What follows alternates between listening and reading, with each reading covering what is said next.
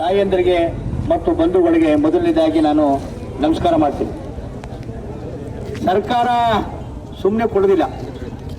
ಯಾವುದಾದ್ರು ಕೆಲಸ ಆಗಬೇಕಾದ್ರೆ ಆ ಭಾಗದಲ್ಲಿ ರಾಜಕೀಯ ನಾಯಕತ್ವ ಬಲಿಷ್ಠವಾಗಿದ್ದರೆ ಕೆಲಸಗಳಾಗ್ತವೆ.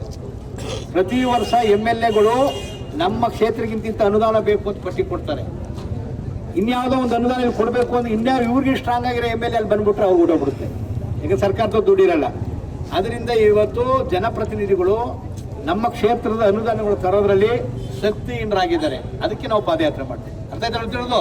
ಶಕ್ತಿಹೀನರಾಗಿರೋದ್ರಿಂದ ಕುಡಿಯೋ ನೀರಿಗಿರುವಂಥದ್ದು ಜನಾಂದೋಲನಗಳ ಮುಖಾಂತರನೇ ಸರ್ಕಾರವನ್ನು ಮಣಿಸಬೇಕು ಅಂತ ಇವತ್ತು ಹೊರಟಿದ್ರಿ.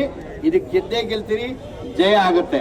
ಈಗಾಗಲೇ ನಮ್ಮ ಮಂಡ್ಯ ಜಿಲ್ಲೆ ರೈತ ಸಂಘ, ರಾಮನಗರ ಜಿಲ್ಲಾ ರೈತ ಸಂಘ, ನೀವು ಪೂರ್ತಿ ಬೆಂಗಳೂರು ಬಿಡದಿ ದಾಟುವವರು ಕೂಡ ನೀವು ತಂಗಕ್ಕೆ ಊಟಕ್ಕೆ ಎಲ್ಲ ವ್ಯವಸ್ಥೆ ಮಾಡಿದ್ದಾರೆ.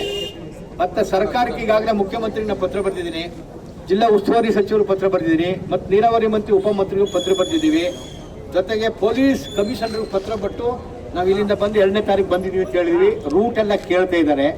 ನಾವು ನಮ್ಮ ಕಾರ್ಯಾಧ್ಯಕ್ಷರಾದಂಥ ಮಹೇಶ್ ಪ್ರಭು, ಕೆಂಪುಗೌಡರು, ಹೊಸಕೋಟೆ ಬಸವರಾಜು, ಸಿದ್ದರಾಜು, ಇಡೀ ಚಾಮರಾಜನಗರ ಜಿಲ್ಲಾ ಸಮಿತಿನ ಜವಾಬ್ದಾರಿ ತಗೊಂಡು ಕೆಲಸ ಬಗ್ಗೆ ಚಳವಳಿ ಗೆಲ್ಲಿಸಲೇಬೇಕು ಅಂತ ಪ್ರಯತ್ನ ಮಾಡ್ತಾ ಇದೀವಿ.